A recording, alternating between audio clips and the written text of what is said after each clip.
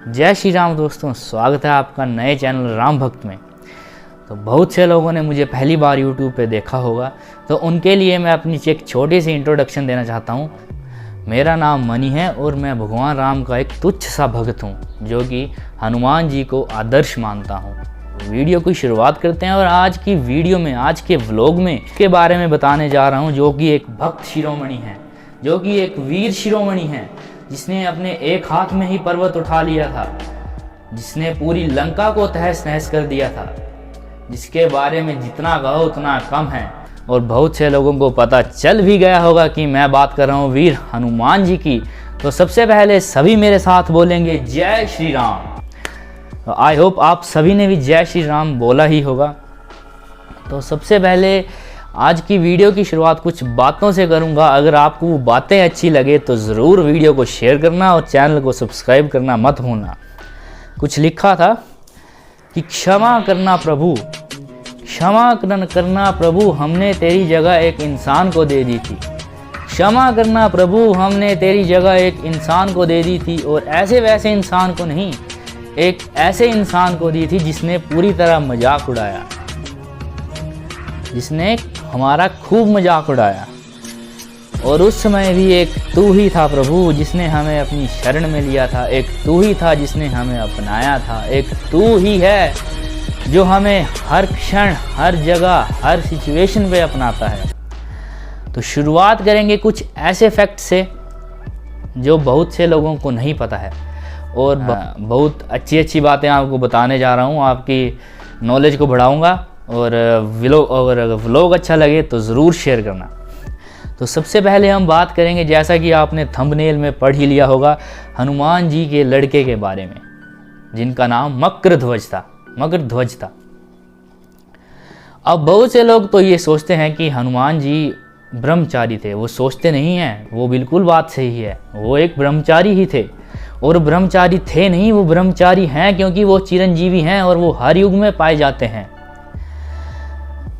तो बात तब की है जब हनुमान जी ने लंका में आग लगाई थी। जब रावण की लंका में आग लगाई थी, तो रावण की लंका से उठने वाली जो आग की लपटें थी, उनकी वजह से हनुमान जी को बहुत पसीना आया था, और उनकी पूंछ में जो आग लगी थी उन्हें वो भी बुझानी थी।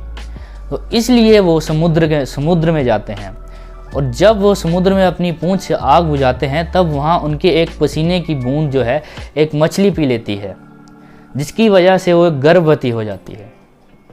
समझ रहे हैं बात? वो गर्भवती हो जाती है, और उसके गर्भ से जो एक इंसान पैदा होता है, एक मनुष्य पैदा होता है, जिसकी शक्ल या जिसका आकार जो एक वानर की तरह था, तो उसका नाम पड़ा फिर मकरध्वज, जो कि एक हनुमान जी का बेटा था। अब बात आती है कि हनुमान जी की शादी हुई थी या नहीं हुई थी। सो बहुत से लोगों को तो पता है कि हुई थी, कुछ लोगों को नहीं पता है, कि कुछ मतलब आधा अधूरा ज्ञान है। तो आज मैं आपके ज्ञान को बढ़ाऊंगा और आपको एक बहुत ही तथ्य भरी बात बताऊंगा। तो एक पराशर संहिता है, पराशर संहिता आप गूगल भी कर सकते हैं। पराशर संहिता में ये उल्लेख मिलता है कि हनुमान जी का विवाह हुआ था। इनका विवाह सूर्य देव की पुत्री सुवर्चला से हुआ था। तो बात ऐसी है, इसके पीछे का एक तथ्य ये है, और ये बात एक्चुअल है, सही है। शास्त्रों में इसका उल्लेख मिलता है कि सूर्य देव को हनुमान जी ने अपना गुरु माना था। तो सूर्य देव जी के पास 9 दिव्य विद्याएं थी। उन 9 दिव्य विद्याओं में से सूर्य देव ने हनुमान जी को 5 विद्याएं दे दी थी। अब वहाँ पे आके सूर्य देव जी एक संकट में फंस गए। ऐसा संकट पड़ गया कि वो उन्हें 4 विद्याएं नहीं दे सकते थे, नहीं सिखा सकते थे। लेकिन हनुमान जी ठहरे जिद्दी। आपको पता ही है हनुमान जी का स्वभाव कैसा था। तो हनुमान जी ने भी हट कर ली कि मैं सीखे ही रहूँगा वो 4 विद्याएं, चाहे जो मर्जी हो जाए। तो उसके लिए सूर्य देव जी ने कहा कि वो 4 विद्याएं सिर्फ वही सीख सकता है जिसका जो विवाहित होगा। तो हनुमान जी ठहरे ब्रह्मचारी। अब उन्होंने हट तो कर ली थी, विद्या भी सीखनी है, और वो मान भी नहीं रहे थे कि मैंने विवाह करना है, वो ब्रह्मचारी रहना चाहते थे। तो बहुत ही मेहनत करने के बाद सूर्य देव जी ने उन्हें इसके विवाह के लिए मना लिया। तो अब शुरू हो गई लड़की की खोज कि कि आखिरकार किस लड़की को, कौन सी ऐसी लड़की है इस संसार में जो हनुमान जी के लायक है।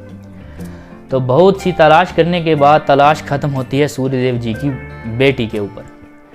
सूर्यदेव जी ने कहा हनुमान जी से कि मेरी बेटी सुरवचला बहुत ही तेजस्वी और बहुत ही प्रतापी है और उसका तेज और प्रताप सिर्फ तुम ही सहन कर सकते हो। और उन्होंने ये भी सुनिश्चित किया कि उन दोनों की शादी के बाद हनुमान जी ब्रह्मचारी ही रहेंगे, क्योंकि वो फिर से सुरवचला फिर से तपस्या में लीन हो जाएगी। और हुआ वैसे ही। उनकी शादी के बाद हनुमान जी ने 4 दिव्य विद्याएं भी ग्रहण करी और उसके बाद वो तपस्या में लीन हो गई सुरवचला जी। तो आज भी आंध्र प्रदेश तेलंगाना के एक खम्मम जिले के एक गांव में हनुमान जी का प्राचीन मंदिर है, जहाँ पे हनुमान जी और उनकी पत्नी की मूर्ति स्थापित की गई है।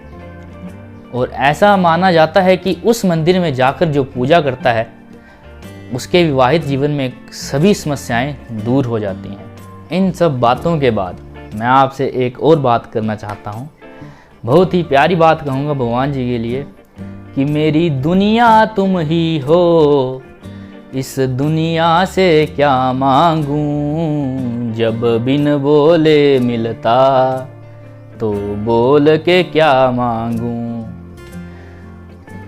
जय हिंद दोस्तों, जय श्री राम। मिलते हैं अगले व्लॉग में। तब तक आप इस व्लॉग को लाइक कर दो, शेयर कर दो और चैनल को सब्सक्राइब कर दो और इंस्टाग्राम पे जाके मुझे फॉलो कर लो।